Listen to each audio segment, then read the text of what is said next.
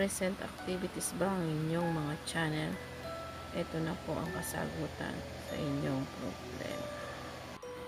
Ayan, punta lang po tayo sa Google Chrome, tapos type natin yung google.com dyan, dito. Pero kung meron na tayo dati pa, ayan, ayun lang sa baba, i-click lang natin.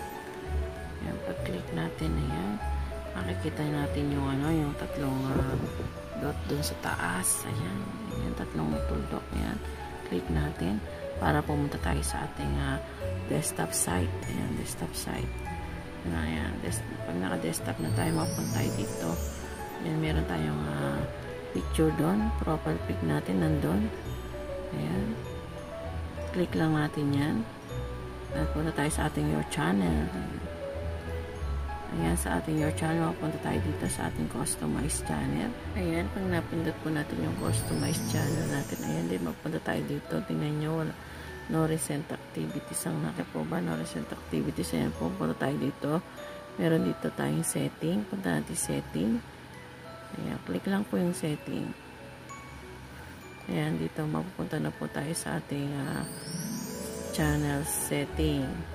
Yan ang una po, yung privacy. Kailangan sa privacy natin. Ayan.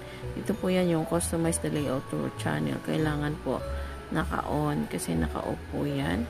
Kaya po ayan. Customize the layout of your channel. Kailangan po yan ay naka-on. Iyon lang naman po natin yan. Naka-blue. Pagka-blue po, ayan. Punta tayo dun sa dulo.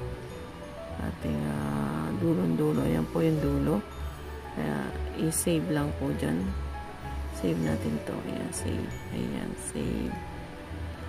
Ayan, nakasave na. Ayan, nakasave na po. Ayan. Ayan na po. O, tingnan natin. O, sige, punta tayo dun sa ating, sa ating main, ay sa ating channel. Ayan. Click natin yung ating profile pic.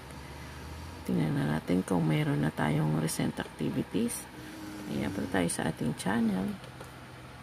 Ayan po, ayan o, nakalabas na ang ating video, mga video. Meron na tayong recent activities. Dati wala tayong activities na nakikita yan. Ayan, ganyan lang po ang ating gagawin kung ang problema natin ay no recent activities. Ayan.